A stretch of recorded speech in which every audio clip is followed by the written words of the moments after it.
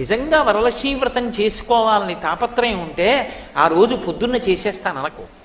4 రోజుల ముందు చదువు. అసలు ఏమేం కావాలి?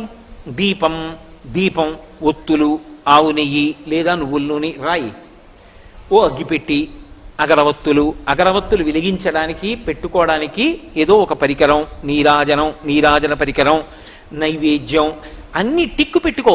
మీరు ఒక్క మాట జ్ఞాపకం పెట్టుకోండి, పూజ అన్న మాటకు అర్థం ఏమిటో తెలుసా? మీరు పీటల మీద కూర్చున్న తర్వాత పూజ ప్రారంభం కాదు.